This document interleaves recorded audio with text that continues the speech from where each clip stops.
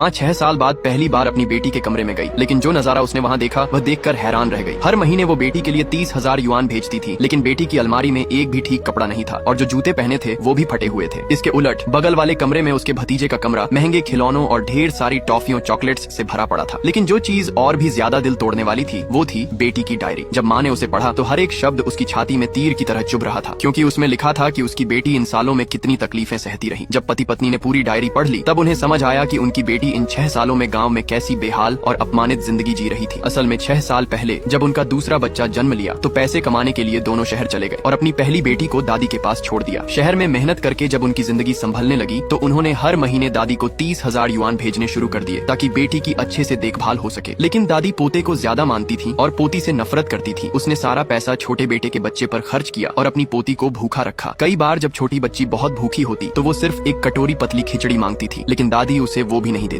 एक दिन भूख से बेहाल होकर बच्ची ने दादी का फोन चुपचाप उठाया और माँ पापा को कॉल करके रोते हुए कहा, मुझे यहाँ से ले चलो। लेकिन उसकी बात पूरी होने से पहले ही माँ ने उसे टोक दिया और कहा, फिलहाल कंपनी का काम बहुत जरूरी है, जैसे ही ये खत्म होगा हम तुझे शहर ले आएंगे। इतना कहकर उन्होंने फोन काट दिया। उन्हें क्या पता था कि यही उनकी बेटी से आखिरी बात हो। भूख से बेहाल लड़की ने दादी का फोन उठाकर रोते हुए माँ पापा को अपने हालात बताए और साथ ले जाने की गुहार लगाई, लेकिन माँ ने काम का हवाला देकर बात पूरी होने से पहले ही फोन काट दिया। उन्हें क्या पता था कि यही उनकी बेटी से आखिरी बात होगी। इस बीच बच्ची को फोन करते हुए दादी ने देख लिया और गुस्से में आकर उसे फिर बेरहमी से मारा, जिससे अगले दिन बच्ची को तेज बुखार हो गया। जब दूसरे चाचा को इस बारे में पता चला तो वह तुरंत उसे अस्पताल ले जाने को कहा, लेकिन दादी ने रोक दिया और कहा कि यह लड़की तो वैसे भी घर की बोझ है, उस पर पैसा खर्च करना बेकार है, उसे सोने दो, कल तक खुद ही ठीक हो जाएगी। इसी दौरान लड़की के माता पिता ने फोन किया और चाचा से पूछा उनकी बच्ची कैसी है, लेकिन चाचा कुछ बोल पाते इससे पहले दादी ने फोन छीन लिया और झूठ बोला कि लड़की ठीक है, बस उसे हल्का बुखार हो गया है, चिंता की कोई बात नहीं है। ये सुनकर पिता ने तुरंत 20,000 युआन इलाज के लिए भेज दिए और दादी से कहा कि बेटी का अच्छे से ध्यान रखें। लेकिन दादी ने वो पैसे लड़की के इलाज में लगाने की बजाय अपने पोते के लिए ढेर सारे खिलौने खरीद लाई और जाते समय उसने लड़की को चेतावनी दी कि सुबह जल्दी उठकर अपने भाई के जन्मदिन पर गाना गाना है। उधर लड़की के माता पिता को खबर मिली कि उनकी कंपनी शेयर बाजार में लिस्ट हो गई है। इस खुशी में उन्होंने तय किया कि अगली सुबह ही गाँव आकर अपनी बेटी को अपने साथ ले जाएंगे, पर अफसोस लड़की इतना समय नहीं निकाल सकी। उसी रात वह दुनिया छोड़ गई। अगली सुबह दादी रोज की तरह उसे उठाने आई, लेकिन देखा कि लड़की अब सांस नहीं ले रही थी। ये देखकर दादी बुरी तरह डर गई और तुरंत छोटे बेटे को फोन किया। अगली सुबह जब दादी रोज की तरह उसे उठाने आई तो उसने देखा कि लड़की अब सांस नहीं ले रही थी। ये देखकर दादी बुरी तरह डर गई और तुरंत छोटे बेटे को फोन किया। जब वह आया और यह मंजर देखा तो फूट फूट कर रोने लगा और अपनी माँ को कोसने लगा कि इलाज के पैसे बचाने के चक्कर में उन्होंने अपनी ही पोती की जान ले ली। लेकिन दादी फिर भी गलती मानने को तैयार नहीं थी, उल्टे कहने लगी कि ये सब उस लड़की की ही किस्मत में लिखा था। इसके बाद जब छोटा बेटा रोते हुए